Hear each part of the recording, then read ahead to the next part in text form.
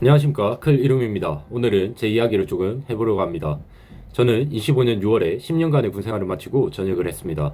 특전사에서 약 8년 반 정도 근무를 하였고, 전역 전 일반 보병사단에서 1년 정도 근무를 하고 전역하였습니다. 그리고 지금은 간호학과 학생입니다. 솔직히 말해서 이 조합이 이상하게 느껴지시는 분들 많을 겁니다. 오늘은 제가 왜 군복을 벗고 간호대에 들어왔는지 미화 없이 말씀드리겠습니다. 저는 소위 때 특전사로 전입을 했고 전투보직과 참모보직 모두 경험했습니다. 특전사는 제 청춘이었고 그 안에서 정말 치열하게 살았습니다. 그럼에도 제가 특전사를 떠나고 장교의 옷을 벗으며 전역을 결심한 이유에 대해 말씀드리겠습니다. 첫 번째, 특전사에 대한 실망이 컸습니다. 저는 특전사를 정말 사랑했고 특전사 생활을 하면서 너무 행복했습니다. 제가 소위 때 전입 온 특전사는 말 그대로 특수부대의 꽃이었으며 강인한 체력과 정신력으로 훈련과 업무를 이겨내는 부대원들이 너무 멋있었고 존경스러웠습니다. 저 역시 부대에 누가 되지 않게 군생활에 있어 항상 최선을 다했고 그 결과 스스로도 많이 성장을 했고 군생활도 즐겁게 할 수 있었습니다. 하지만 2차 중대장을 하면서 생각에 많은 변화가 있었습니다. 2차 중대장을 시작할 때 저는 6년차 장교였으며 제가 근무하던 6년 동안 특전사는 많은 것이 변해 있었습니다. 군 입대 장병이 줄어들면서 자연스럽게 특전사 역시 그 역풍을 맞이하게 되었고 10대 1이 넘어가던 특전 부사 간의 경쟁률은 곤두박질쳐 당장 3-4달만 운동하면 합격할 수 있는 그저 그런 초임 부사관들이 넘쳐나기 시작했고 도끼와 악으로 뭉쳐 부대 생활에 최선을 다하던 초임 간부들은 온데간데 없이 체력, 주특기, 사격 실력이 합격하지 못하는데도 자신의 부대 생활보다는 워라밸을 찾는 초임 간부들로 넘쳐났습니다. 특전사의 위험을 감수하고 강인한 정신력으로 버텨내야 했던 훈련들은 안전상의 목적으로 축소되고 간소화되었으며 훈련 계획 역시 강인한 특전 부대로 거듭나는 것이 아닌 안전사고 예방과 단순 경험 위주의 훈련들로 변모하였습니다.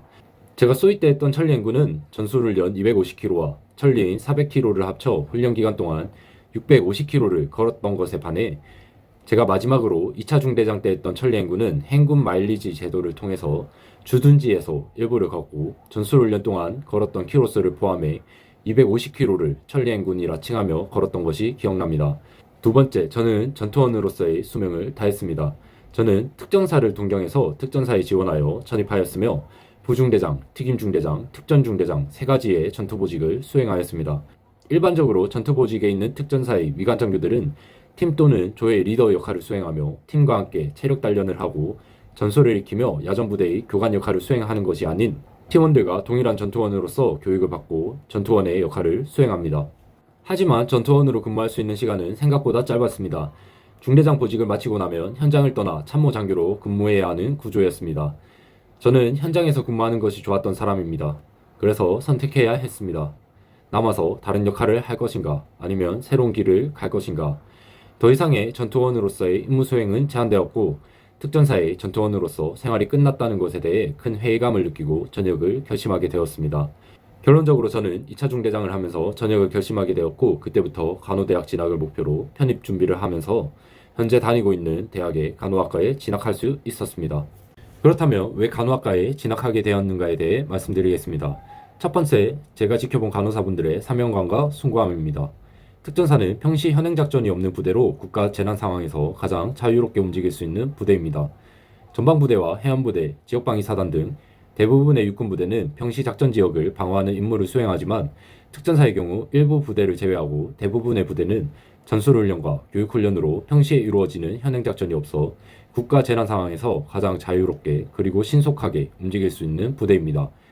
이러한 이유로 코로나19 상황에서 세 차례에 걸친 6개월의 코로나 방역 지원 임무를 수행하면서 가장 가까운 곳에서 국가 방역 지원을 위해 힘쓰는 간호사분들의 노고와 숭고함을 배울 수 있었습니다.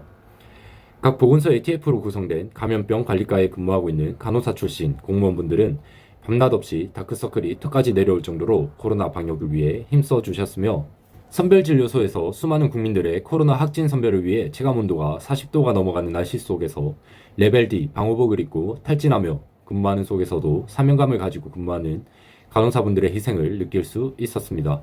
이러한 모습을 보면서 저는 생각했습니다.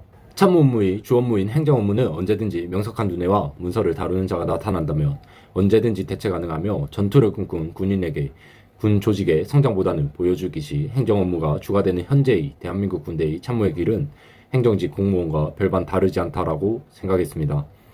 그리고 현장에서 국민의 생명과 재산, 국토방위, 이념의 수호를 위해 힘쓰는 군인과 현장에서 국민의 생명과 건강을 지키고 국가의 보건 및 방역을 위해 힘쓰는 간호사가 가지는 가치는 결코 다르지 않다고 생각했습니다.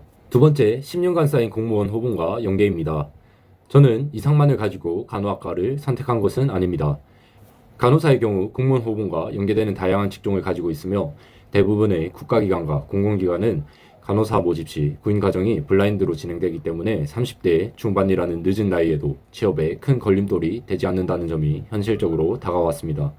또한 20살부터 간호학과의 길을 걸었던 사람들과 비교하였을 때 간호학과에 편입하여 공부하는 3년을 제외하고는 같은 호봉으로 근무할 수 있다는 점으로 10년이라는 시간을 돌아서 왔지만 호봉에서 3년밖에 차이 나지 않는다는 점도 큰 메리트로 작용하였습니다. 세 번째, 긴급 상황에서 대처하는 능력입니다.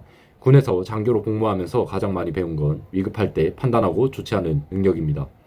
이는 간호사도 크게 다르지 않다고 생각했습니다.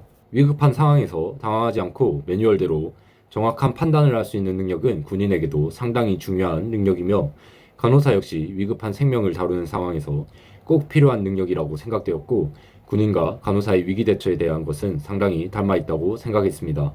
이러한 나의 강점과 맞는 일이라 생각하여 간호사의 길을 선택하게 되었습니다.